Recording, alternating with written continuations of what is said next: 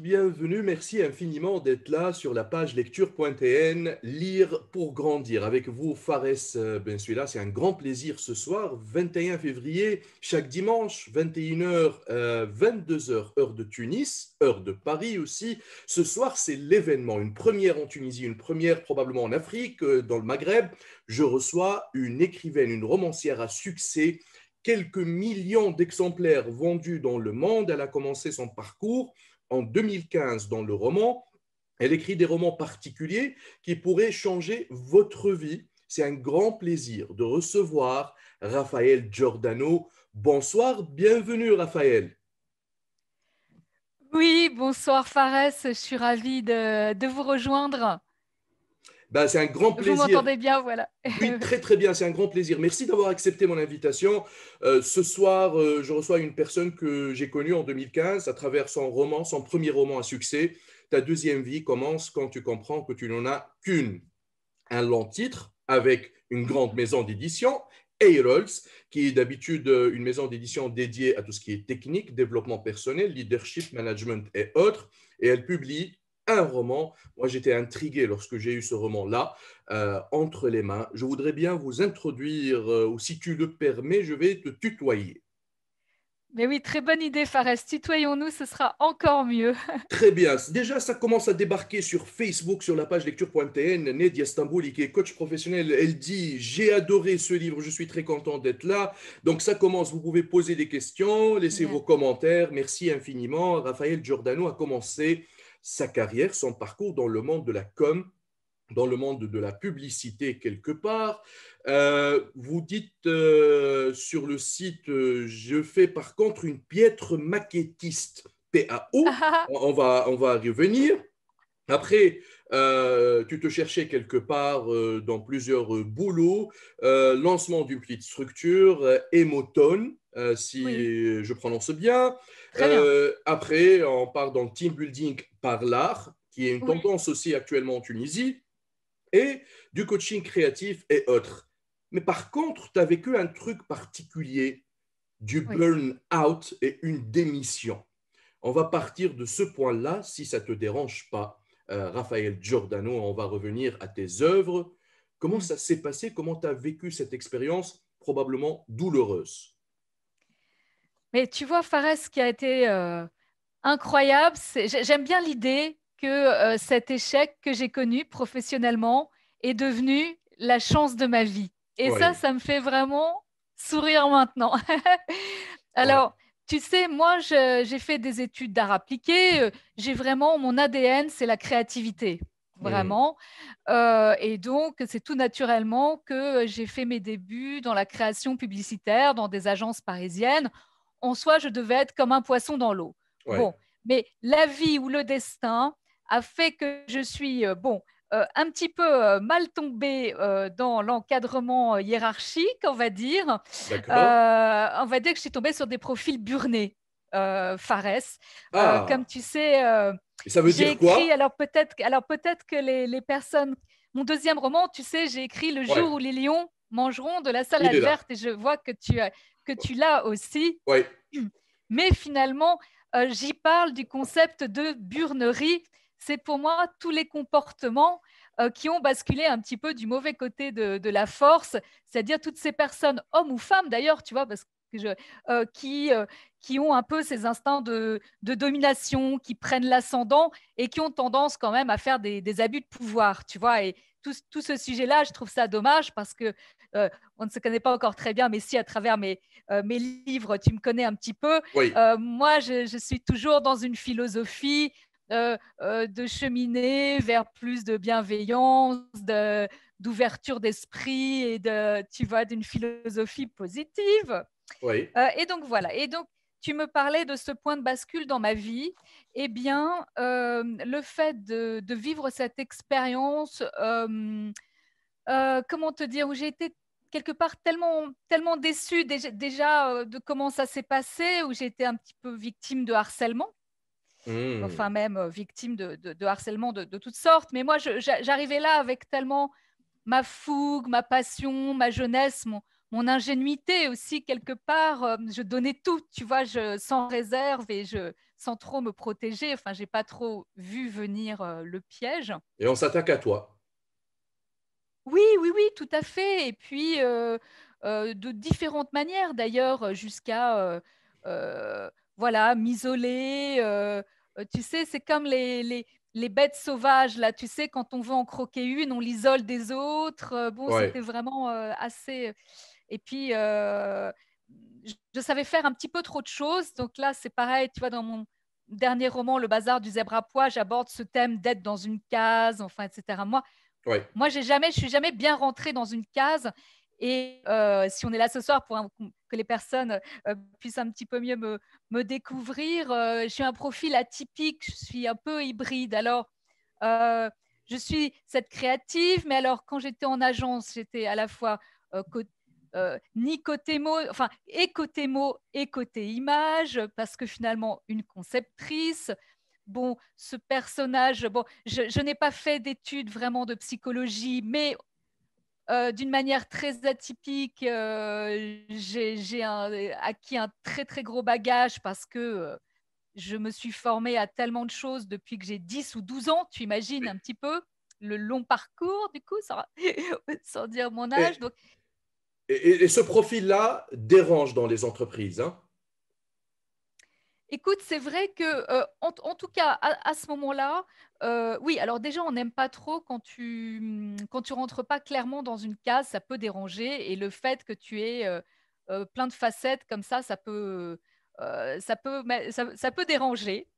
Mais ce qui a été le plus frappant, si tu veux, c'est que euh, ce profil de créatif, je suis une zèbre, comme mon dernier roman, voilà. Et les zèbres, c'est un petit peu comme ça qu'on appelle maintenant les profils au potentiel.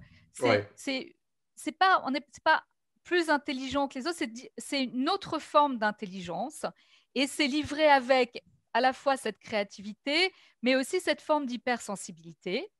Et de toi à moi, d'ailleurs, nous en France, je sais pas vous, mais par exemple, quand on dit bah celle-là ou celui-là, il est hypersensible, c'est un petit Ouais. peu, ça a une Les légère HPE, quoi. connotation péjorative Ouais. parce qu'on se dit oh là là, c'est quelqu'un qui doit éclater en sanglots pour un oui, pour un non, qui est à fleur de peau, etc. Alors que pour moi, l'hypersensibilité, c'est comme un hyper pouvoir, comme un super pouvoir de super-héros, tu vois, mais c'est simplement que moi, au début de ma carrière, j'avais ça, mais je maîtrisais rien du tout, en fait, tu vois.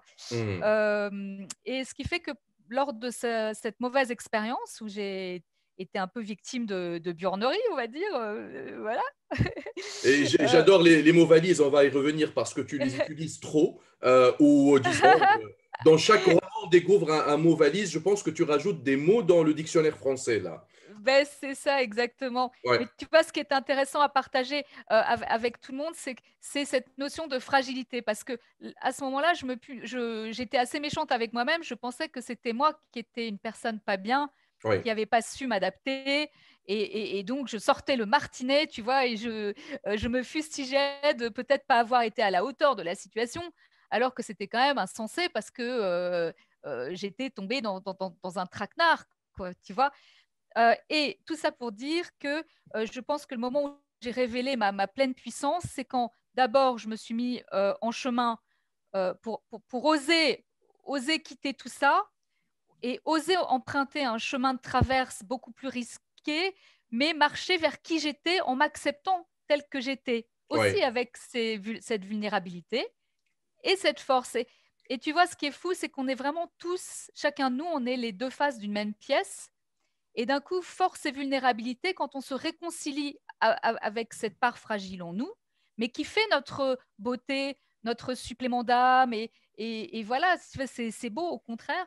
Et alors, c'est là où la pleine puissance s'est révélée, je crois. Mais il y a une partie, Raphaël, qui est la partie cachée de l'iceberg que tu n'as pas révélée. Parce que si on vit un truc de ce genre, la burnerie, il y a des gens qui s'en sortent, mais il y a d'autres qui s'en sortent avec probablement des séquelles, et Ouais. c'est délicat.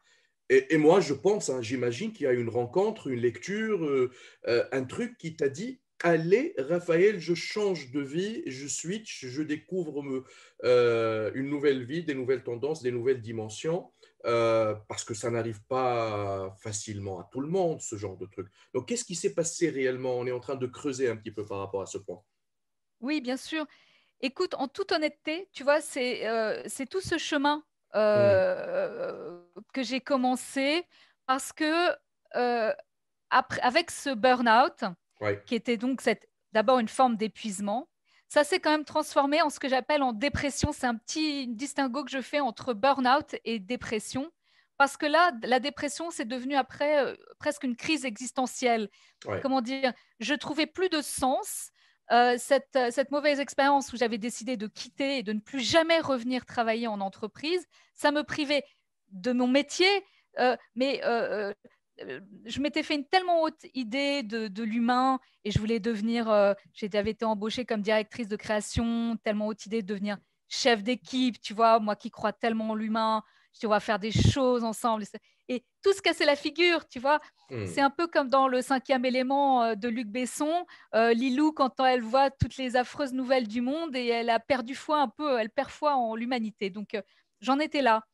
Et, et non, en fait, à ce moment-là, et c'est l'impression que j'ai eue pendant, ça a été comment dire, la reconquête a été longue parce que j'ai commencé à me mettre complètement à l'arrêt. J'ai mis dans ma vie, c'est comme si cette fois-là dans ma vie, j'avais été comme au fond d'un puits très profond euh, où j'ai été regarder au bout des peurs en fait et j'apercevais très haut là-bas. J'avais l'impression que la lumière, elle était là, il fallait que je m'en sorte, mais vraiment, je voyais pas bien comment j'allais m'en sortir, tu vois. Hmm. Et c'est peut-être ça ce qui, plus de 10 ans après, quand j'ai écrit Ta deuxième vie, ça a quand même, cet ouvrage, ces romans, profité de tout ce que j'ai ressenti et tout ce long chemin, parce qu'on se sent perdu. En vérité, il existe tellement de courants, d'approches pour être en aide, pour se faire aider, mais finalement, à ce moment-là, tu ne sais rien, tu ne sais pas ce qui va t'aider, en fait. Donc, j'ai essayé tout plein de choses, à vrai dire, pour m'en sortir. Eh, Mais tu sais, les choses les plus pratiques et les plus simples, tu me dis comment j'ai fait, ben, ça a été vraiment, ma vie s'était réduite comme peau de chagrin. ouais, Quand je dis réduite je comme peux peau de chagrin, imaginer. c'est quand même faire le tour du pâté de maison, c'est compliqué, quoi. Je veux dire, tu sais vraiment pas ce que tu vas faire. Waouh. Mais je pense qu'il faut l'avoir vécu une fois pour après repartir à la conquête de toute ta vie et faire tomber toutes les peurs à nouveau une à une et jusqu'à vraiment devenir encore plus fort, quoi. Et c'est un peu ce qui s'est passé. En tout cas, Raphaël, ça me touche que tu parles de ces détails-là, là en public. Je pense qu'il y a une très grande force en toi, une très grande résilience par rapport à la situation que tu as vécue. Il y a beaucoup de gens qui sont en train de nous suivre, peut-être, qui ont vécu ou qui sont en train de vivre ça. Il y a notre ami Walid Hamdi, qui est écrivain tunisien et il vit en Allemagne. Il dit, en Allemagne, c'est pire, madame. Dire de Mm. quelqu'un qu'il est émotif, c'est hyper péjoratif. On adore de plus en plus les robots un peu partout. Ah. Ça, c'est son commentaire par rapport à son vécu. Il y a Dr. Heidelberg qui est coach. Elle te dit, ravi de rencontrer une zébrette. Bienvenue au Ah oui, club. c'est gentil, Donc, merci. Oui, apparemment, les zèbres sont en train de se rassembler. magnifique. Donc, il y a beaucoup d'écrivains comme Semir Qaddam, il dit, quelle belle rencontre. Il y a beaucoup de coachs. Je vais revenir à quelques questions importantes, mais je vais poser une question avant. Euh, donc, tu as vécu la burnerie, comme tu l'as appelé, Oui, mais dans le premier livre, qui est Ta deuxième vie commence quand tu comprends ouais, que tu n'en as qu'une, tu parles de routinologue et absolument. la routinite. Donc, la burnerie, ce n'était pas le point de départ dans l'écriture. Non, non, non, c'était pas le point de départ. Tu vois, je le remonte pour ceux qui s'en souviennent pas. Tu vois, Ouais. t'as le premier, c'est celui-ci. Ta deuxième vie commence quand Moi, tu moi, je comprends l'ai que tu n'en. offert parce que c'est un très bon cadeau. C'est pour ça que je ne l'ai pas en papier, mais je l'avais en papier. Non, non, il y a pas de souci. Mais c'est vrai que ce thème, c'est quand même extraordinaire. Oui, ce livre, c'est le livre d'une reconquête de soi. Ouais. Et on s'est souvent posé la question, je me suis posé la question, mais pourquoi ça a connu un tel écho, même mondialement, ce livre, c'est pas possible. Et Mais c'est une question qui débarque hein, de Célim. Comment tu as pensé ou oui, comment tu as prédit ça comment tu expliques à l'époque du lancement cette explosion, ce succès extraordinaire de ces livres? Or, il y a beaucoup de genres littéraires qui se rapprochent, comme Christophe André, il dit, Laurent Gounel, Jacques Salomé et d'autres personnalités du monde de la littérature. absolument. Oui, Mais tu sais ce qui s'est passé, je te disais en début de conversation, ce côté hybride que j'ai. oui. Euh, Ce qui fait ma spécificité, alors ce livre n'est pas, tu vois, c'est l'histoire d'une vie. Comment te dire certains disent, oh, ben, elle s'est réveillée un matin, elle a écrit un roman, ça a cartonné. Voilà. Hmm. C'est tellement pas comme ça que ça s'est passé. Ben, Bon, j'imagine. il faut, enfin, c'est toujours intéressant de revenir. Voilà, euh, euh, toute ma vie, l'histoire de ma vie, c'est cette personne que je suis, cette zébresse hypersensible. Je suis une créative artiste. Hmm. Depuis que je suis toute petite, j'écris, je peins, j'ai cette sensibilité, cette fibre à la fois artistique et cette sensibilité à l'humain qui me touche profondément. Donc ça, c'est ce qui m'a structurée. Tu vois, dans mes journaux intimes, quand j'étais haute comme trois pommes, là, que j'avais 7 ans, c'était bizarre. Je voulais être écrivaine et infirmière. Alors évidemment, je ne suis pas devenue infirmière, Ouais, mais ce qui est marrant et ce que ça révèle, c'est que j'avais en moi, en fait, cette envie d'aider quelque part, tu ouais. vois, l'envie d'aider, mais je savais pas trop comment. Et finalement, même pendant très, très longtemps, je savais pas trop comment aider, tu vois, et comment mêler tous ces éléments qui me caractérisaient, parce que je pense que c'est quand on trouve vraiment, on est aligné avec ce qu'on est, ce qu'on ressent, et qu'on trouve un peu notre mission de vie, quoi, quelque part. Mais alors, l'écriture, je ne me suis pas lancée tout de suite à être écrivaine parce que c'était pas sérieux, en fait. Mais peut-être beaucoup de gens ont ressenti ça. Mais ce qu'il faut savoir, c'est que moi, entre mes 18 et mes 25 ans, j'ai par exemple écrit 2 romans déjà que j'ai jamais montrés à personne. Ils sont dans le Euh, terroir, là. Ils sont dans le tiroir, absolument. Et quand est-ce qu'ils vont Et sortir, plein, ces et romans-là? même, voilà. Non, mais tout n'est pas, alors, tu vois, enfin, voilà, tout n'est pas forcément amené à être montré, mais c'est Ah. pour expliquer comment on en vient à ça. Et donc, ta deuxième vie, c'était, alors, ah là là, la genèse. Quelques mois avant d'écrire ta deuxième vie, Mhm. j'ai aussi écrit un roman qui n'avait rien à voir avec du développement personnel, un vrai roman, puisque comme tu l'as compris, c'est le rêve de ma vie depuis toute petite. Oui. Donc j'ai fait plein de choses en fait avant ta deuxième vie.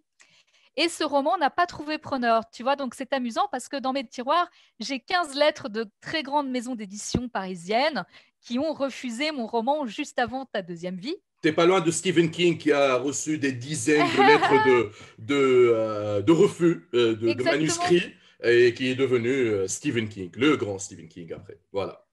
Voilà, mais sauf que si tu veux, il y avait 2 solutions et c'est ça, on reparlera peut-être tout à l'heure dans Oui, mon prochain bouquin du concept d'audacité.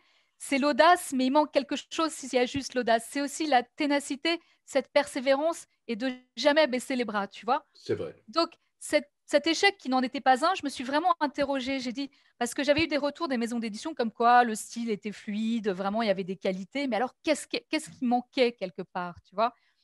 Et, euh, et très, très vite, tu vois, le temps d'un été, ça c'était en juin, et le temps d'un été, j'ai réfléchi, j'avais déjà écrit, euh, depuis plusieurs années, j'écrivais des ouvrages de développement personnel revisités, Oui. parce qu'en fait, ça, c'est la communicante qui a fait ça, c'était la publicitaire, voilà, la communicante, je dis, moi, je vais revisiter des grands thèmes du développement personnel, mais en faisant comme des objets livres, c'est-à-dire sérieux sur le fond, très solide sur les apprentissages, mais par contre, sur la forme, ben, comme je sais faire, il n'y a pas de raison qu'il n'y ait que les enfants qui s'amusent. Il faut réinventer l'objet livre. Les gens, ils n'ont pas le temps. Ils veulent qu'on leur transmette une pédagogie, mais que ce soit attractif, amusant, vivant, quoi, etc. Donc, c'est Et ça qui m'a rapide et efficace en plus. Hein. efficace. Donc, tu vois, c'est comme ça que je me suis lancée dans le monde de l'édition en connaissant personne. Et donc, bref, je fais un petit peu court, mais j'ai sorti 4 livres sur les secrets du docteur Coulzen, sur tous les fonds. Voilà, j'ai sorti le 100% bonheur qui, 8 ans Ouais. après, d'ailleurs, continue vraiment à marcher un peu partout dans le monde. J'ai sorti avec Erol un nuancier des émotions, d'où l'émotone, tu vois, qui était le nom de mon entreprise, parce que c'est le crunch d'émotions, émotone. Et tu sais, nous, je sais pas vous en Tunisie si vous avez ça, mais nous, les nuanciers, on appelle ça des nuanciers Pantone. Je sais pas si vous avez ça en graphisme. Tu sais, c'est Je les sais pas. éventails. Oui, Tu sais, c'est les éventails avec toutes les couleurs. Et l'émotone, ben, c'était faire pareil pour vulgariser l'intelligence émotionnelle. C'était ouais, des je vois. dégradés d'émotions. Enfin, voilà, bref, Oui, c'était un objet. je vois le concept. C'est intéressant de toute façon. Et tu es parti dans cette aventure. Alors, oui. Ayrols, comment elle a accepté ton manuscrit? Oui, alors je digresse un peu, pardon, Fares. Et donc, eh ben, tu vois, j'ai passé l'été, j'ai dit, j'ai déjà mes entrées dans l'univers du développement personnel. J'ai Ouais, une vie de passion, puisque comme tu le sais, par ma maman qui m'a formée, enfin qui est consultante formatrice en psychologie et développement personnel. Depuis que j'ai 10-12 ans, je me suis formée à tout, mais sans être ni psy ni coach, tu comprends? Donc, ouais. Ça donc devient dans voilà. l'ADN, quoi, dans Oui, l'ADN. c'est mon ADN, mais Ouais, finalement, c'est une créative qui se met à parler de psychologie humaine. Et je pense que c'est ça qui a fait vraiment ma particularité. C'est que si j'avais été psy ou coach, j'aurais peut-être dit, voilà, d'une manière plus spécialiste, etc., ce que je ne suis pas. ouais. Et donc, je l'ai peut-être fait surtout avec la fraîcheur et comment dire, oui, ma facette de créative. Et donc, me voilà à peine 3 mois après mon échec, aller trouver Erol pour proposer un pitch de 10 lignes Mhm. avec le routinologue, qui est le concept clé de voûte, la routinologie du premier roman. Et voilà, j'ai été la première à leur proposer un roman, ils n'en avaient jamais publié avant moi. Et ben, c'est ça qui est chouette, c'est en fait l'audace, toujours en fait l'audace de dire si je peux pas rentrer par la grande porte, je vais rentrer par la fenêtre. Ouais. Et ça a été la chance de ma vie. Ils m'ont fait confiance et c'est comme ça. Alors, tu parles de chance. On va y revenir. Moi, je suis très content parce que je t'ai connu pour la première fois à travers ton roman, mais je t'ai vu dans un passage chez Laurent Ruquier. Il y avait Mm, Yann Moix. On n'est pas couché à l'époque. Et ouais. ce qui m'intrigue aujourd'hui, bon, tu as de la bouteille quelque part en termes de passage média, etc. À cette période, je suis en train de te suivre pour la médiatisation de ton roman, le bazar du zèbre à pois.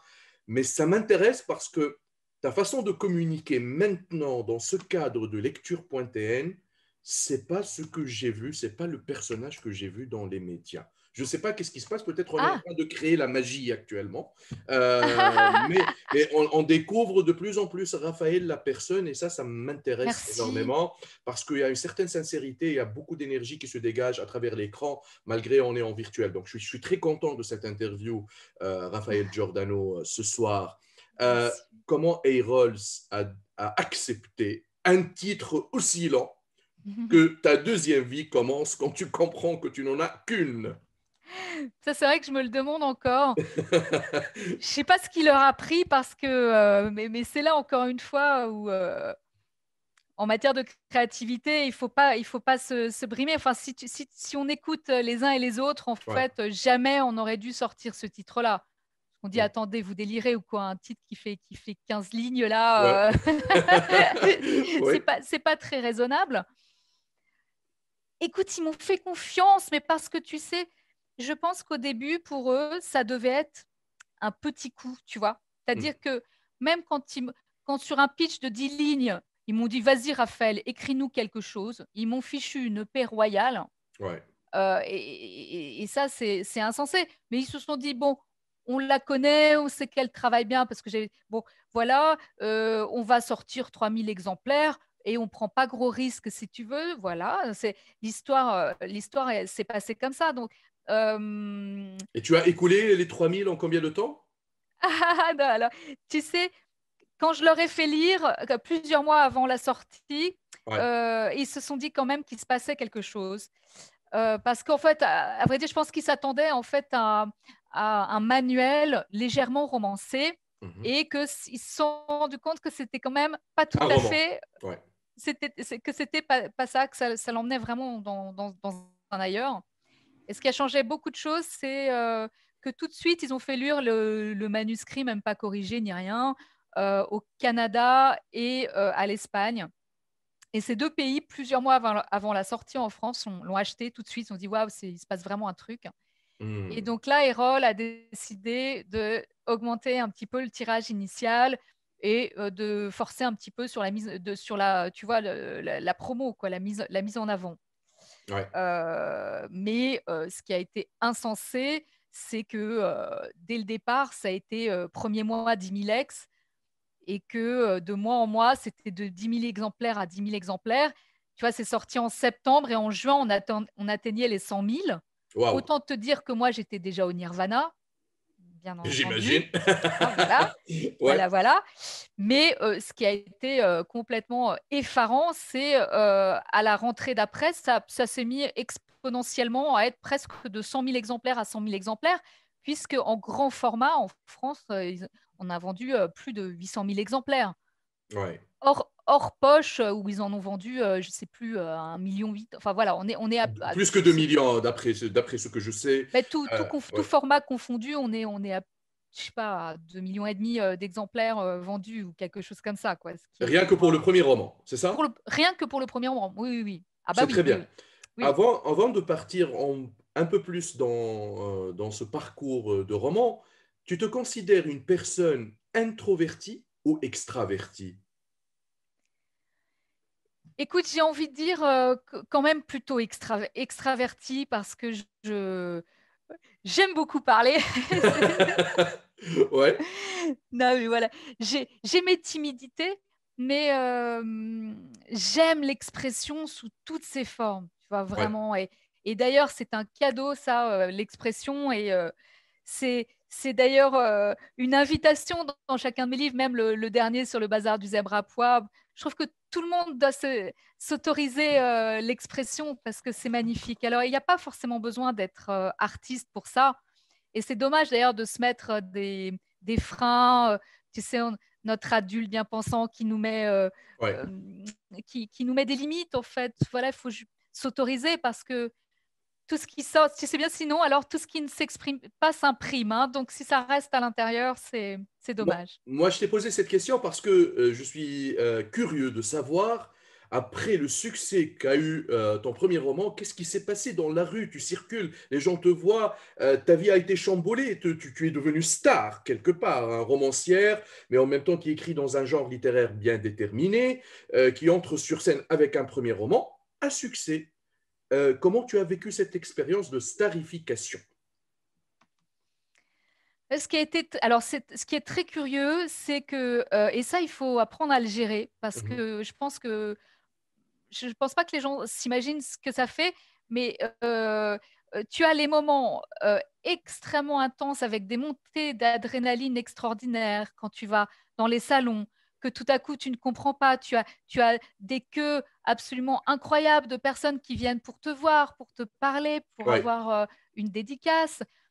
Tu passes dans les médias, donc tu arrives sur les plateaux télé, on te maquille, tu vois les personnalités. Voilà. Et ce qui n'empêche que peut-être 2 heures plus tard, que ce soit dans les tournées ou dans les salons, et on te raccompagne, il y a eu tellement de bruit, d'agitation, de trépidation, et tout à coup, tu es seul dans ta chambre d'hôtel. ah, c'est Euh, délicat ça, hein. oui, c'est Donc, délicat, bien sûr. tu déménages dans un autre monde en quelques minutes, quoi. Écoute, il faut être bien centré. Moi, j'ai eu la chance que tout ça m'arrive à un moment où quand même, où je me sens bien centré, bien campé, parce que moi, j'ai pas changé, si tu veux. Dieu merci, moi, ma finalité, ce qui donne du sens à mon existence, euh, même si la célébrité est extraordinaire, j'ai gardé comme un cap.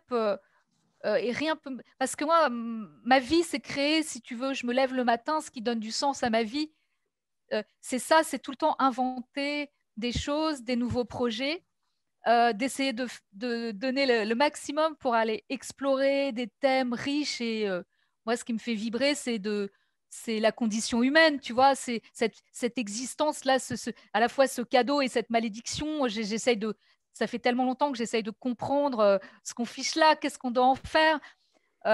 On veut tous réussir notre passage. Et je pense que c'est d'ailleurs ce qui a touché dans ta deuxième vie le thème de la routinite, parce que moi, c'est Ouais. ma plus grande angoisse. Ce serait ça, ce serait de vivoter l'existence, c'est-à-dire d'en faire un truc en demi-teinte, tu vois, euh, juste moyen, quoi, C'est pas ton truc, quoi. ou de passer à côté Hmm. du sens et de, je ne sais pas, de sa réalisation. Et ça me faisait très peur. C'est pour ça que j'ai choisi ce thème. Je comprends parfaitement. De toute façon, j'emprunte cette question à Selim qui est en train de nous suivre. Il dit comment tu as eu le courage de proposer ton deuxième roman après l'énorme succès du premier. Et pour l'anecdote, Walid Hamdi, qui est écrivain, il dit, Raphaël, quand j'entends ces chiffres, je me tape une dépression. Parce qu'il n'est pas encore arrivé à ces chiffres-là en tant qu'écrivain, malgré le fait qu'il a écrit une trilogie magnifique. Ouais. Ouais, j'en doute pas. Non, mais moi, ça tient, c'est un alignement des planètes et ça tient du miracle, hein. Je veux dire, ça arrive, paraît-il, même pas une fois tous les 10 ans, le succès de ta deuxième vie, hein. Donc, c'est vraiment extrêmement rare. Écoute, voilà, pour répondre à notre ami, le deuxième, je portais déjà en moi le thème parce que je peux que explorer des Ouais. thèmes qui me parlent profondément.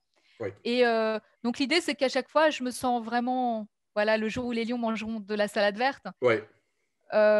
C'est aussi de toute ma vie, j'ai à la fois tellement vu beaucoup de toutes ces petites violences banalisées. Alors, le roman est écrit avec une grande tendresse à la fois pour les profils burnés, hein, et ce qui m'a amusé, c'est d'écrire comme une typologie de tous ces profils burnés, bah, de la plus évidente, la plus grossière, on va dire, à la plus subtile, comme la burnerie pour ton bien, hein, les gens qui vous veulent tellement de bien qu'ils finissent peut-être par vous faire du mal. Euh, et donc, j'ai pas réfléchi une fois encore. Comme je vous le disais, je réfléchis juste à être connecté en tant qu'artiste à mes émotions, à des thèmes qui m'habitent. Je ne peux pas faire autrement.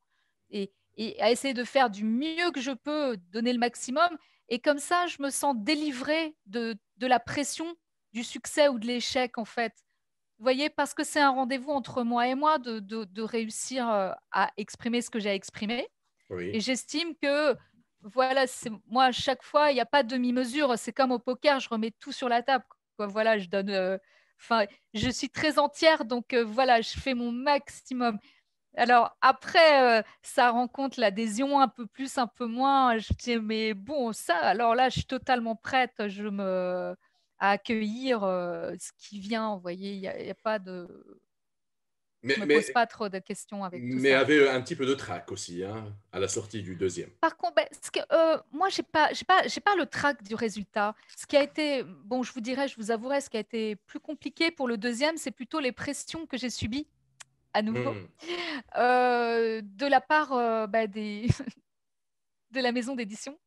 D'accord. Parce que c'était terrible en fait, parce que eux se mettaient énormément la pression pour reproduire comme une recette d'un succès.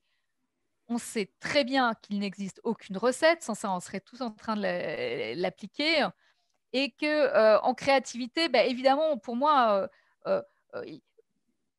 il faut sans cesse se réinventer.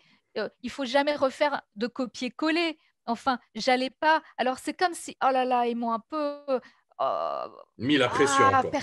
ah là là, fait rechanger parce que peut-être ils voulaient que ça ressemble à ta Hmm. deuxième vie ou retrouver une mécanique rassurante dans le C'était quelque part processus sur commande, d'écriture. Raphaël.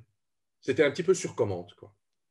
Ah, alors, l'œuvre n'était pas du tout sur commande, Non, du mais tout. Mais dans leur état d'esprit. disons que eux avaient très très peur. Eux voulaient à tout prix une recette. Et moi, en tant que créative, bon, quand même, c'est mon métier, voilà, d'expliquer. Faites-moi confiance. Je veux dire, autant on m'avait fichu une paix royale pour écrire ta deuxième vie. D'ailleurs, c'est pour ça que ça a glissé tout seul. Euh, Autant quand même pour le deuxième, j'en ai un peu bavé parce que j'avais 10 personnes d'un coup, ils avaient mis tout le monde sur moi pour tout surveiller, pour que tout soit parfait. Et d'ailleurs, Fares, je trouve, je ne sais pas ce que tu penses, mais c'est un débat d'ailleurs en art, la perfection. Enfin, je ne sais pas. Moi, je trouve que ce qui compte, c'est de toucher du doigt autre chose, Je, quoi. je suis tout à fait d'accord avec toi parce que sculpter une œuvre d'art à la perfection sans avoir quelques probablement défauts ou quelques points où on se dit on est vulnérable, on accepte que probablement on pourrait faire des erreurs. Et ça, c'est un Voilà. partage avec les lecteurs. Donc, ça sera vraiment un roman cadre. Et ça, c'est pas trop intéressant. Est-ce que tu crois que les lions pourrait manger de la salade verte un jour? Ah là là. Mais moi, si tu veux, j'ai juste cet espoir. C'est comment te dire. euh, le thème de ce roman-là, c'est que on a pour révéler sa pleine puissance, on n'a pas forcément besoin de bouffer le nez du voisin, en fait. Hmm. Et moi, ce que je vois du monde, mais bon, qu'est-ce que tu veux, je, je trouve qu'on saute du crédit. Enfin, c'est dommage, même sans parler des violences extrêmes, hein, parce que ce roman-là, il s'attaque juste à l'ordinaire, hein, parce qu'on vit, nous tous, des situations ordinaires, tu vois. Ouais. Et je dis, mais quel dommage, en fait, parce que si on arrondissait les angles de nos comportements, tu vois, plus d'écoute, de bienveillance, De euh, l'empathie. oui, l'empathie, et puis s'intéresser réellement à l'autre, cette altérité, tu vois, au lieu de le voir comme une menace, ben, le voir comme une richesse, jouer la co-création au lieu de jouer la méfiance et la mauvaise compétition, c'est-à-dire se mettre des bâtons dans les roues. Ouais. Voilà, alors ça paraît une utopie comme ça, mais on irait tellement, tellement Mais, plus loin. mais Raphaël, c'est pas donné à tout le monde avoir cette empathie, cet esprit de la non-compétition. Toi, tu as vécu un parcours atypique, tu as une personnalité un peu particulière. Probablement, tu te distingues et tu te vois différente des autres. Donc, tu crées ton propre territoire, ton propre terrain de jeu. Mais il faut l'accepter que les gens sont dans le même terrain, ils sont en train de jouer dans les mêmes règles du jeu. Et dans l'éducation, ils étaient éduqués qu'il Oui, faudrait être le premier et le meilleur. Donc, ouais, bien sûr. automatiquement, les gens vont se battre, malheureusement. Oui, alors, si tu veux se battre, c'est une excellente chose. Par exemple, moi, je suis artiste, mais avant tout, je suis une femme entrepreneuse. Tu vois, j'ai monté mes affaires, Oui, j'aime les résultats, j'aime réussir. Tu vois, c'est pas du tout contradictoire. C'est vraiment juste euh, légèrement modifier sa posture et sa philosophie, penser autrement, faire évoluer les comportements. Et au contraire, bah, dis donc, moi aussi, j'espère bien avoir réussir et avoir des résultats ensemble. Et ça c'est bien. certainement. Il y a des commentaires qui me font rigoler. Il y a un grand formateur, Nizar Ben Selem, qui dit: Bonsoir, en vous écoutant, on a envie de vivre un burn-out pour voir ce que ça donne avec tout le stress que nous vivons et qui doit cesser un jour. Chifé pose une très bonne question. Elle dit, c'est quoi tes conseils, Raphaël, pour éviter un burn-out, toi qui es passé par Mm, là? mm, mm, mm. Mais je crois que si tu veux, le corps et l'esprit nous envoient des signaux d'alerte, hein. Oui, Euh, et c'est pour ça que c'est bien de pouvoir en parler, parce que moi, à l'époque, je sais pas, je mettais vraiment, des fois, on se met des œillères, justement, et j'étais tellement dans un rôle, c'est très la persona, comme dit Jung, tu vois, mm, tellement fière, un peu d'ego quand même, tu vois, tellement fière d'être directrice de création si jeune, enfin, c'était un poste à responsabilité. Et, et voilà, donc par ego, ah bah non, je vais pas lâcher, donc je vais pas regarder les signaux alors que toute l'intuition, et on va reparler du cerveau droit, enfin, oui. je savais déjà tout, mais j'ai pas voulu voir, hein, quoi, j'ai pas voulu voir. Alors comment on fait pour l'éviter? Eh ben, on met ces petits capteurs en alerte, on fait confiance à sa petite voix ou à son intuition ou aux signaux que le corps nous envoie. Bon, moi, je sais que j'ai commencé à Prendre manger du de moins. poids? Non, l'inverse, moi, je L'inverse. maigrissais. Et Ah, ouais. d'accord. Parce qu'en fait, tu vois, par exemple, si on m'avait isolée beaucoup, j'allais déjeuner toute seule tous les jours, tu vois, Hmm. dans un truc qui était pas bon en plus. Et j'ai commencé à perdre l'appétit, quoi. Je mangeais de moins en moins. Mais tu vois, symboliquement, voilà, ça passait pas, quoi. Tu vois, je veux dire, j'avais vraiment les boules, quoi. Donc, ça restait coincé dans la gorge, de toute façon. Bon, si j'avais été attentive à tout ça, j'aurais sans doute tiré le signal d'alarme plus tôt.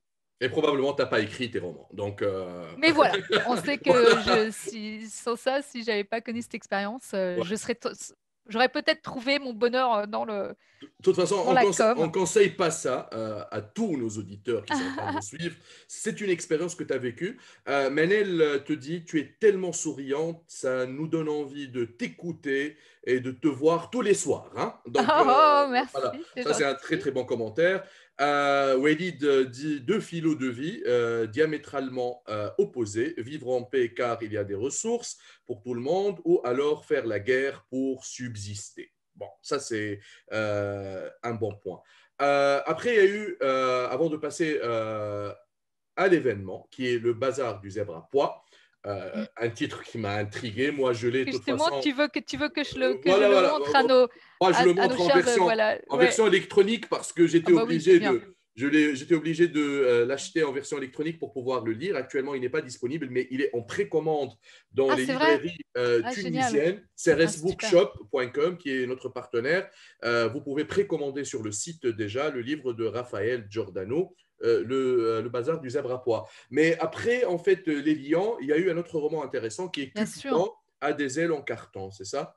Ben oui, regarde. Alors, je te l'ai là, mais je vous le montre à tous, mais Tu as de c'est la en chance, tu petit les as format. tous. Tu les as tous en papier, tu as de la Ah ben chance. oui, bien sûr. Ah ben, ouais. Il vaut mieux quand même. Ouais, tu vois, Ouais, Cupidon a des ailes en carton. ouais, Donc, tu vois, ben voilà, j'ai ressenti le besoin d'explorer à ce moment-là le thème de l'amour, ouais. qui est pas évident. Donc, c'est un roman d'amour et sur l'amour, ce qui est assez atypique. Ouais. Bah, voilà, bah, c'est vrai que quand tu arrives à midlife et voilà, moi, ma grande histoire d'amour se finissait, tu te poses quand même des grosses questions. Ouais. Et dans ce roman-là, j'ai eu envie d'explorer toutes les facettes autour de l'amour. Donc, le thème clé de voûte, c'est l'amourability. Je dis, est-ce qu'on peut améliorer sa capacité à aimer? Et voilà, à la fois, c'était dépoussiérer tous les cette vision qu'on se fait du couple, qu'est-ce que c'est l'amour, qui date, tous les schémas qui datent d'un temps où on ne vivait pas 100 ans, quoi, si tu veux. Bon, voilà, il y a plein de choses que j'ai explorées dedans et c'est, c'était bien. Et c'était très bien. Moi aussi, j'ai adoré ce livre-là. Je reviens à ce roman-là, Raphaël Giordano, Le bazar du zèbre à pois. Le thème est orange. C'est quoi Ah oui, la couverture, hein? Donc, si on peut revoir, s'il te ouais, bien plaît, sûr, je te le montre. Raphaël. Donc, ça, c'est le livre. Un Oui, livre sobre en couverture, thème orange, il y a un zèbre. ouais. L'orange, ça veut dire quoi? Ça dégage quoi pour toi? Alors, si tu veux, je voulais vraiment marquer déjà une rupture d'univers. Et c'est une couverture qui est assez épurée. Bon, d'abord parce que dans la jungle de toutes ces couvertures, voilà, moi, je voulais beaucoup de respiration. Le orange, c'est toute l'énergie que j'espère transmettre dans ce roman, qui est la philosophie de mon zèbre. Ouais. Le personnage principal, Basile? qui, Basile, est un inventeur un peu génial comme ça, un vrai zèbre, on en a déjà parlé tout à l'heure. Et donc, je cherchais un symbole fort pour incarner sa singularité et cet atypisme. Donc, c'est pourquoi j'ai choisi le symbole du zèbre. Et là, tu vois, sur la couverture, je l'ai choisi de montrer, vu du dessus, Ouais, c'est presque comme une ellipse, comme le logo Nike, que tu vois, voilà. c'est vrai. Et c'est pour parler de l'audace, mais c'est pour symboliser aussi la pensée out of the box, la pensée hors du cadre, Oui, voilà, qui est toute toute la créativité, l'inventivité de mon personnage principal et qui porte haut aussi l'idée du livre qui est l'audacité, Ouais. cette énergie. Parce que tu vois, pour moi, l'audacité, c'est pas une méthode, c'est une énergie, d'où le orange peut-être.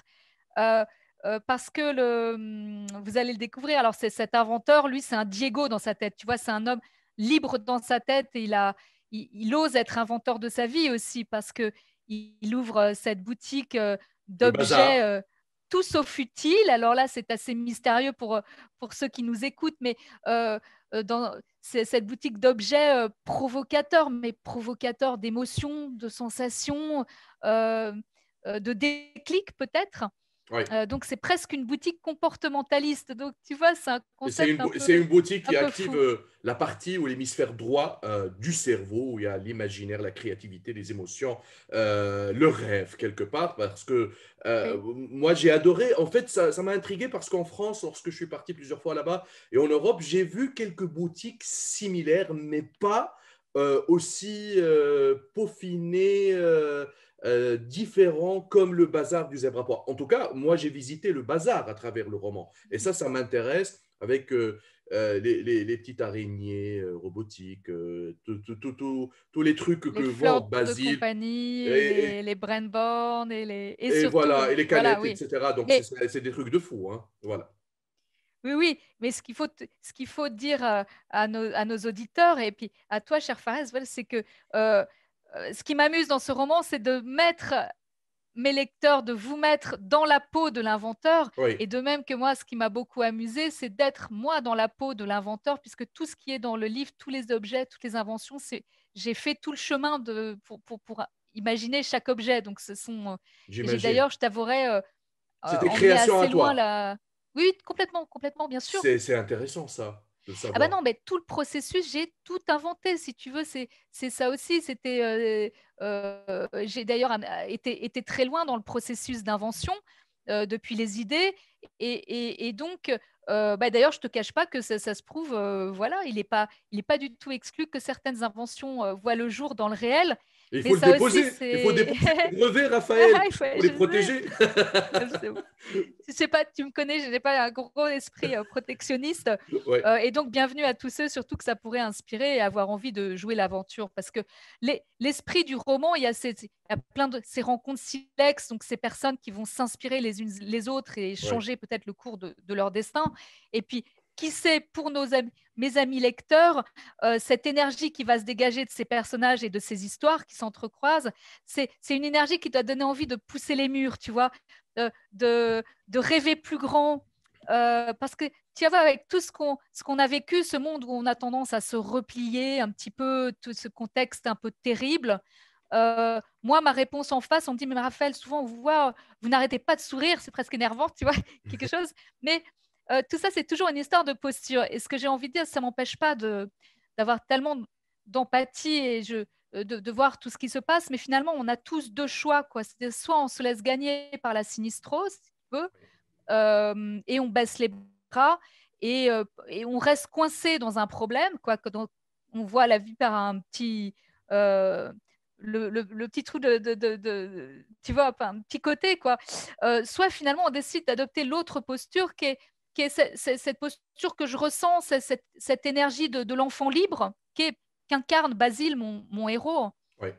Et tu vois, l'enfant, quand on arrive, qu'on est tout petit, qu'on n'a pas encore été formaté par un système éducatif, par plein de choses, l'enfant, c'est un explorateur. Et les grands inventeurs sont un peu des doux rêveurs, mais qui ont cru en leurs rêves. Et quelque part, c'est peut-être souvent par eux que le monde change, en fait, aussi. Mais Et Basile, il a assez résisté hein, au formatage, à l'éducation pour pouvoir survivre parce que tout simplement, il est perçu comme un zèbre, comme tu le dis, comme une personne différente qui sort du lot, qui n'est pas dans le troupeau, donc qui n'est pas en train de suivre. Et automatiquement, les enfants qui n'ont pas probablement développé assez d'empathie par rapport aux autres, qui n'ont pas développé encore les principes, les valeurs et ainsi de suite, le considère comme un personnage bizarre, un extraterrestre. Mais il a résisté pour pouvoir rester extraterrestre, il assume. Et d'ailleurs, il y a eu une rencontre avec le petit enfant qui lui ressemble dans le parcours quelque part. Eh bien, en effet, Fares, dans le roman, il y a Arthur, cet ado, Ouais, qui lui est un peu fâché avec le système. Et c'est vrai, quand on se sent, quand on n'est pas scolaire, tu vois, on a très vite cette étiquette de cancre, et il y a peut-être pas mal de gens de jeunes qui se sentent pas rentrés dans les cases. Mais ce que j'ai voulu montrer, c'est que quand il fait la bonne rencontre avec quelqu'un qui voit son potentiel, qui trouve les bons leviers de motivation avec ce ouais, jeune, ben, c'est fini. Jamais il est feignant, jamais il est flemmard. Oui, il est bourré d'idées dès qu'il est au bon endroit et entouré des bonnes personnes finalement. Euh, donc c'est ça. Et, euh, et donc tout le livre, c'est pas un débat. Tu vois, d'un côté ceux qui mettent du cadre et de l'autre ceux qui sont créatifs. Bien au contraire, c'est vraiment une pensée, enfin j'espère, nuancée. Le cadre est vraiment important. Je le rejette par exemple pas du tout. Euh, mais tant qu'il n'est pas limitant et excluant, si tu veux. Donc, d'ailleurs, quand on est créatif, on nous demande, tu vois, on nous donne un brief, c'est le cadre. Et ce qui est bien, c'est de savoir sortir du cadre pour mieux y revenir. Et donc, ce sont ces allers-retours qui m'intéressent, moi, dans la manière de créer et d'inventer sa vie. Et tu vois, par exemple, Basile, euh, il est quand même vraiment, c'est un personnage, c'est un entrepreneur, il ouvre une boutique, c'est pas un hurluberlu non plus, tu vois. oui, Et ses créations, ses inventions, elles ont du sens, elles ont envie de donner, d'apporter quelque chose aux gens. Mais lui, c'est un ambidextre du cerveau, c'est-à-dire, c'est peut-être ça mon message aussi, c'est décloisonnons les esprits. Toujours mon idée, c'est de donner aux personnes qui le souhaitent la possibilité de déployer encore plus leur potentialité. Et par exemple, on est dans un monde qui privilégie encore beaucoup la normopensée. oui, La normopensée, qu'est-ce que c'est? Ben voilà, c'est une pensée encore assez linéaire qui privilégie encore ben voilà, le cerveau gauche parce que ce sont des notions quantifiables, rassurantes, la réflexion, le pragmatisme, les résultats, le ROI, tout ça, tu vois, c'est très bien d'ailleurs, tu vois. oui. Mais même le monde de l'entreprise se méfie encore un petit peu même du cerveau droit, parce que c'est le cerveau, toute notre part sensible, les émotions, l'intuition, ça, ces choses, c'est un peu des terres inconnues, la créativité, évidemment.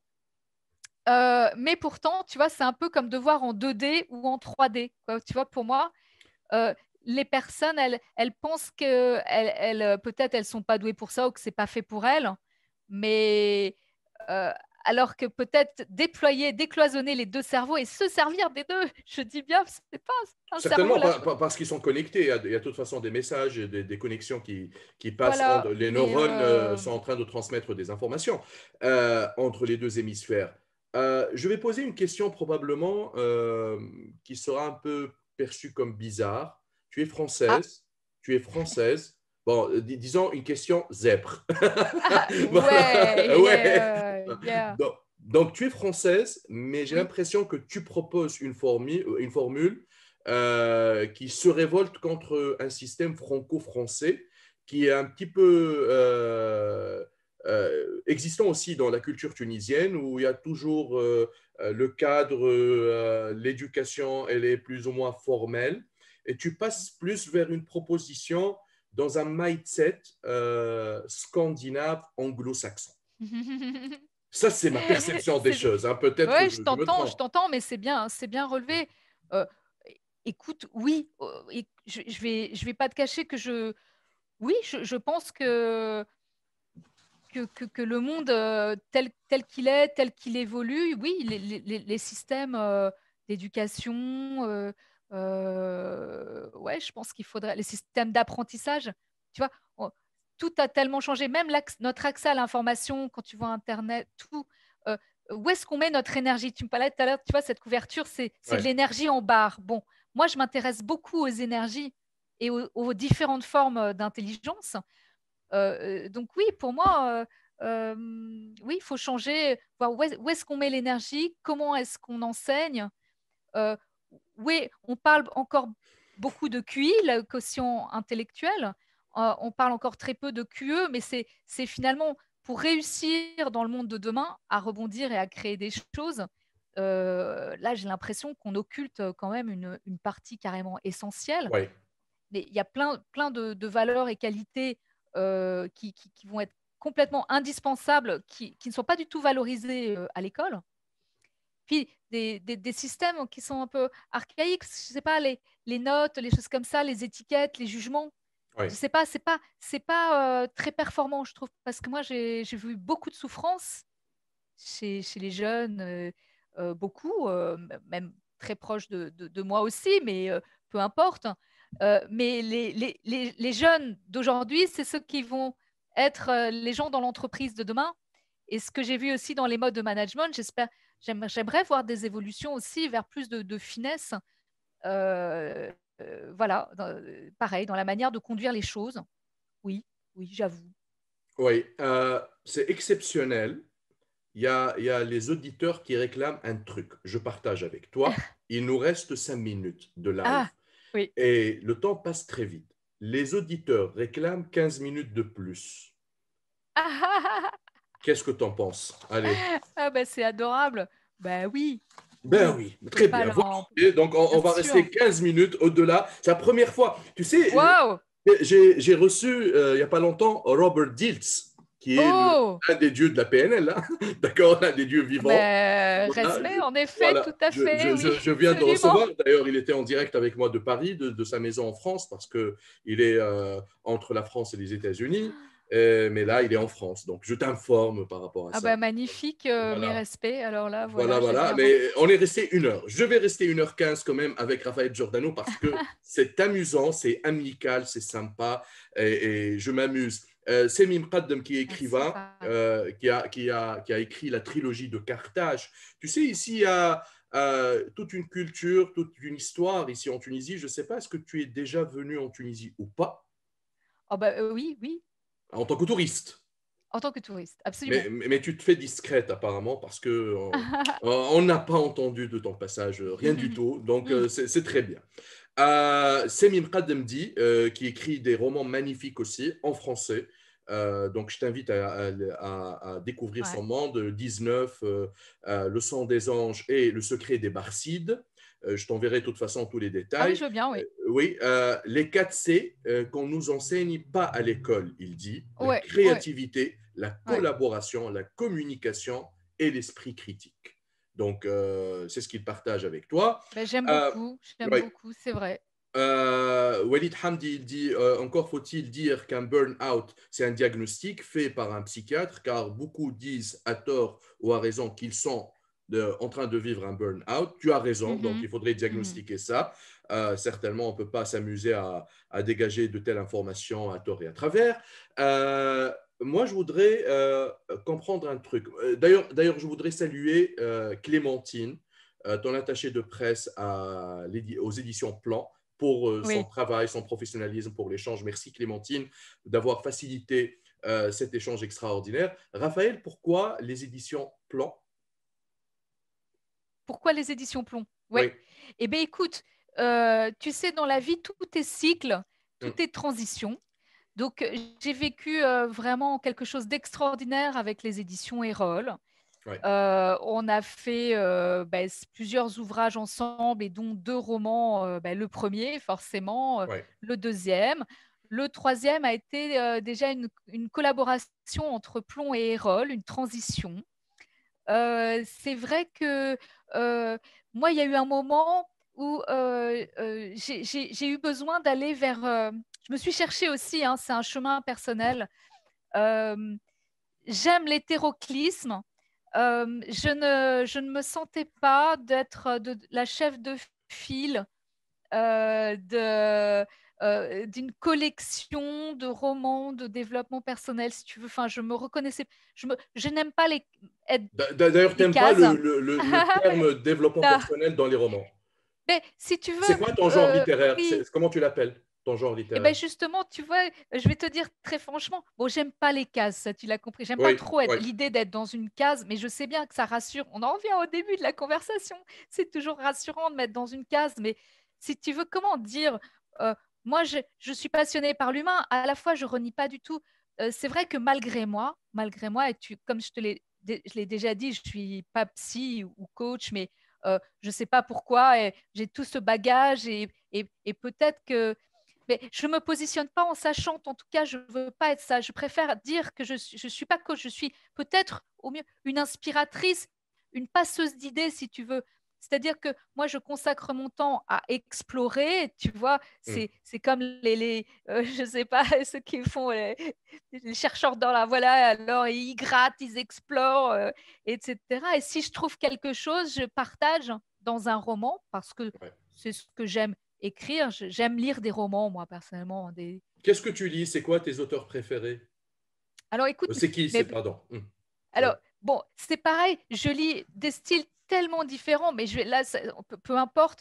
Mais c'est vrai que parmi mes auteurs préférés, j'aime bien quand il y a un concept fort. Alors, par exemple, mon ami David Foekinos, Ouais. tu vois, mais je te dis n'importe quoi, voilà, mais il y en a d'autres, hein, mais par exemple, dans Je vais mieux, je sais pas, c'est parce que c'est peut-être la conceptrice, rédactrice, publicité, je sais pas, tu vois, lui, on lui dit pas que c'est du développement personnel, et pourtant, je vais mieux. C'est quelqu'un qui part avec un mal de dos et on Ouais. suit. C'est génial. Et finalement, c'est tout son cheminement, sa remise en question personnelle qu'on suit. Donc, c'est typiquement du développement personnel, tu vois, par exemple. Certainement. Certainement.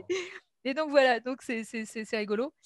Et bah, c'est des livres que j'aime bien. Ou mon autre amie Laetitia Colombani, quand tu vois, quand elle écrit La Tresse, ce que j'aime bien, c'est quand même très conceptuel parce que je ne sais pas si tu l'as lu, La Tresse. La tresse, Euh, je l'ai dans ma bibliothèque, je ne l'ai pas encore lue. pas Mais- encore lu, oui, c'est assez fabuleux, mais c'est le concept, quoi. C'est comment elle tresse littéralement les trois brins ouais. d'histoire de ces trois femmes d'à l'autre bout, chacune à un bout du monde, comme ça. Et c'est quand le fond, la forme, enfin, tout est tellement cohérent, c'est quand même assez génial, voilà. Qu'est-ce que tu en penses de ce que écrit des collègues à toi, comme Laurent Gounel, Virginie Grimaldi et d'autres auteurs français? Tu les connais? Tu entretiens des relations personnelles avec eux? Ben, écoute, en tout cas, les personnes que tu citais, là, Ouais. on s'est croisés régulièrement. Ça nous est Dans les arrivé foires. d'être interviewés ensemble. Ouais. Ben, par exemple, ben, Laurent Gounel, moi, je sais que son premier livre, L'homme qui voulait Vous être l'avez- heureux, Oui, mais même Les dieux voyagent toujours incognito, je sais que ces deux-là, je les ai vraiment adorés. ouais, Voilà, donc vraiment, euh, je trouvais que c'était inspirant. Chacun il va de sa personnalité. Tu vois, tous les deux, on a une personnalité très différente, oui. euh, mais, euh, mais c'est chouette. J'ai beaucoup de respect, de toute façon, toutes ces personnes qui écrivent, et je sais même bon, d'autres confrères ou consoeurs, vraiment dans ce palmarès des auteurs, des fois décriés. Et c'est écrire année après année, enfin, y consacrer sa vie, c'est quand même une abnégation. Je crois qu'on y met nos tripes. Et je veux dire, des fois, on a des détracteurs et ils disent, ah, c'est fait du marketing ou c'est commercial. Mais moi, je crois pas à ça, en fait. Je crois que c'est un De chemin toute de façon, vie, c'est un le truc. succès, ça n'arrive pas par hasard, hein. Il y a du travail derrière, il y a beaucoup de recherches, il y a beaucoup de documentation aussi pour pondre un roman d'un certain niveau. Moi, de toute façon, j'apprécie beaucoup ce que tu écris et peut-être les auditeurs sont curieux, tout comme moi, de savoir comment tu écris. C'est quoi tes Oui, habitudes oui, d'écriture? Tu écris le soir, le matin, les week-ends, c'est quoi ton rythme d'écriture? ouais. Tu enchaînes ou tu coupes probablement, tu prends des pauses? Comment ça se passe? Ah bah, écoute, vraiment, c'est assez spécifique. Euh, J'entre vraiment par un concept, tu vois, qui vient me chercher comme ça. Et pendant plusieurs mois, je n'écris rien, hein. Hmm. Rien. Alors pour moi, les jachères, j'appelle ça mes jachères créatives, tu vois. Tu Vraiment, cogites. c'est, ah ouais, je Hmm. rêve, je cogite, j'idéationne, je récolte de la matière première. Alors oui, je prends des tas de petites notes, euh, je sais pas. Justement, j'allais poser la question. T'as pas peur de perdre les fils des idées? Probablement, il faudrait Si. noter des choses. Ouais, ouais. Mais je fonctionne beaucoup je suis très visuelle, alors tu vois, je dis n'importe quoi, tu vois, là, je suis en train, oups, d'écrire un prochain, alors c'est rien, oups, c'est pas, Ah, ça c'est une exclusivité, c'est un scoop. ouais, mais chut, Là, c'est le non, prochain. mais tu vois, là, t'es vraiment, vous êtes vraiment dans mon bureau. Alors, Tu vois, je fais un espèce de board, mais c'est plutôt en horloge en fait, Mm. comme un grand mind map en horloge, parce que tu vois, le début, tu vérifies à un quart, à la moitié ce qui se passe, et en fait, sur plein de post-it. Alors, tu vois, j'ai plein de post-it comme ça, des petits trucs des tout petits machins de couleur là. Je sais pas si on voit C'est très là, bien, oui, on les voit comme clairement. ça. Oui, Tu vois, alors c'est pour pas perdre les petites idées. Alors c'est des inputs créatifs, tu vois. Alors je les note et je les place tu vois, dans cette rosace en horloge là, comme ça. À quel moment du roman ça va bien pouvoir se situer. Et puis c'est marrant. Après il y a beaucoup, ça marche. La créativité c'est toujours beaucoup par association d'idées. Donc je travaille à la fois toutes les idées de fond par rapport à un sujet central. J'appelle ça le balayage créatif, c'est-à-dire que bah, voilà, tu as un thème central et oui, après, il va falloir balayer toutes les facettes de ce sujet-là. oui. Donc ça, c'est vraiment les thèmes, les idées de fond, quoi. OK. Mais une fois que tu as des idées de fond, bah, c'est pas très sexy, c'est pas très glamour, quoi. Donc tu vois, il faut trouver vraiment comment tu vas l'amener métaphoriquement dans une histoire ou justement quelle manière créative tu vas avoir pour transmettre cette idée de fond. Ouais, sans ça, dit comme ça abruptement, bah, ça fait Emmanuel. Enfin, Oui, voilà. oui, ouais, je comprends parfaitement. Et, Donc, c'est un peu ça. je vais pas pousser fort, Raphaël, mais ça sera pour quand le prochain? Mais justement, là, attends, j'ai ma maison d'édition en ligne qui me dit Raphaël, t'en es où? Non, je rigole. C'est pression. Eh bien, écoute, je suis dans cette fameuse phase, puisque la question était, voilà, dans cette phase d'idéation, là. Et donc, c'est suivi après, une fois que les choses sont un peu bien calées, mais je laisse quand même la part belle à l'impromptu parce que il faut pas s'ennuyer, tu vois. En fait, je suis toujours vigilante de jamais atteindre un stade de saturation où l'exercice devient laborieux, tu vois. Oui, Sans ça, je il faut m'ennuierais. s'amuser, quoi.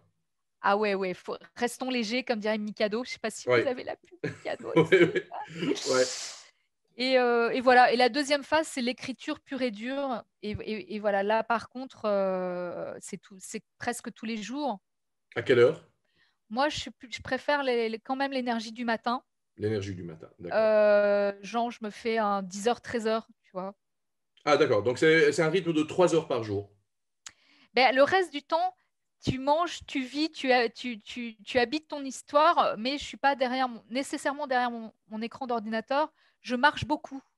Hmm. Moi, quand je marche, ça fluidifie les idées. Je sais pas, enfin, je pars avec une scène et quelque part, malgré moi, je la rêve. Et quand je rentre, peut-être, elle est dessinée de quelque part dans un coin de tête, quoi.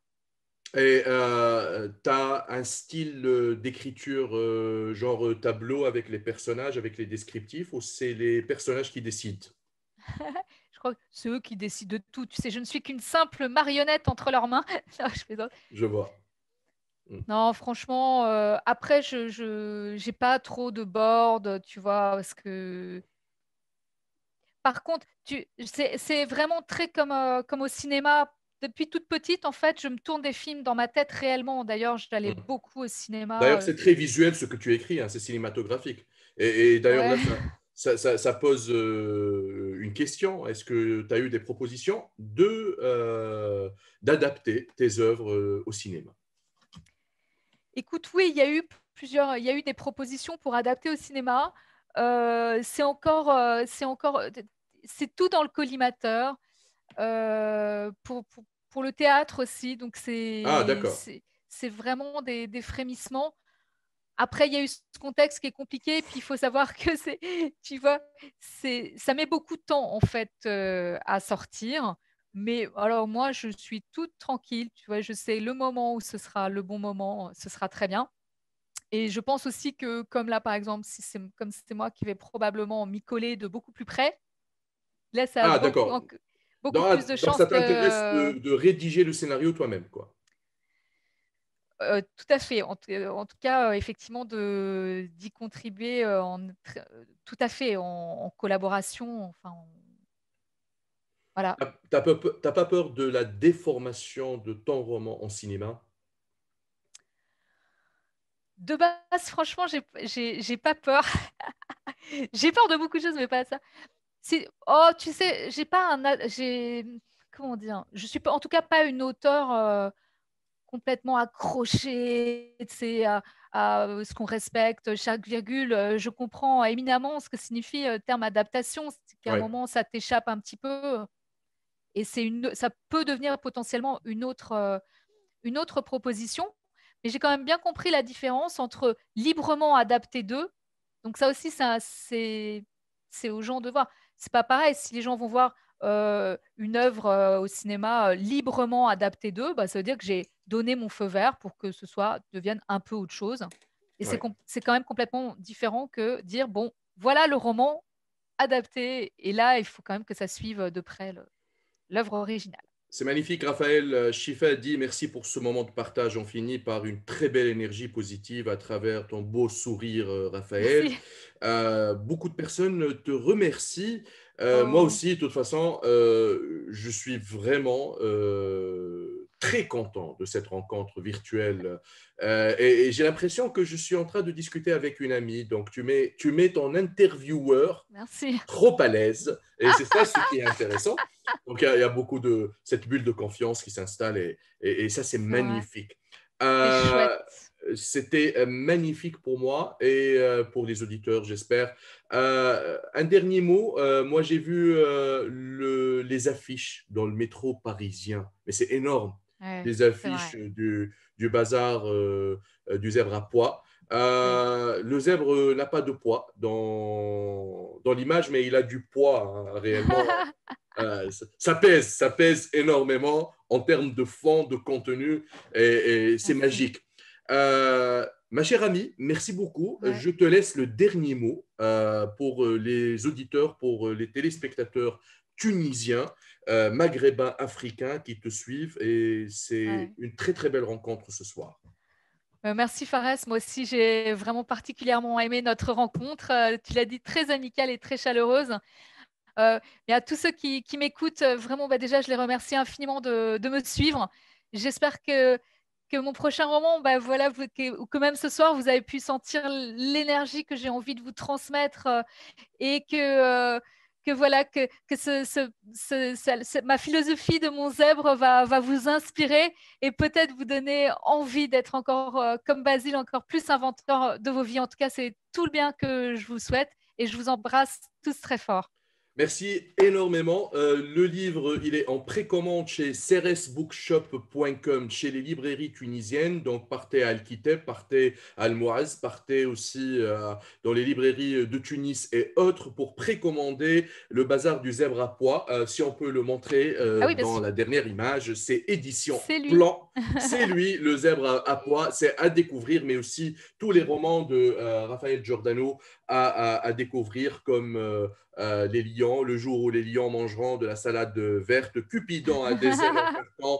Il y a vraiment une panoplie extraordinaire, mais les gens qui sont impatients, achetez aussi en version électronique sur Fnac et Amazon aussi. C'est disponible aux éditions Plan. Merci beaucoup, Raphaël. Je te souhaite une très, très bonne soirée Ben, merci beaucoup, et merci c'était d'avoir chouette. patienté. Rim, elle te dit, j'ai adoré, merci beaucoup, ton livre a été mon déclic. Merci Oh, pour cet excellent live de Nouhé. Merci énormément à toi, Fares, pour ce moment agréable. Merci, Raphaël, dit Walid, Semim Qaddem, oh, c'était un superbe live. Aïda, elle dit, j'aime et je vous remercie tous les deux pour cette merveilleuse rencontre. Il y a beaucoup de personnes, tu peux revenir sur lecture.tn, lire pour grandir, pour voir les messages et j'espère te voir bientôt en Tunisie, pourquoi pas en et France. ben avec très grand Tu es la plaisir. bienvenue à tout moment. Je te souhaite une bonne Merci. soirée et je vous vois bientôt, dimanche prochain, pour un autre live. Ciao, ciao. Bonne nuit. Bon début de semaine. Ciao.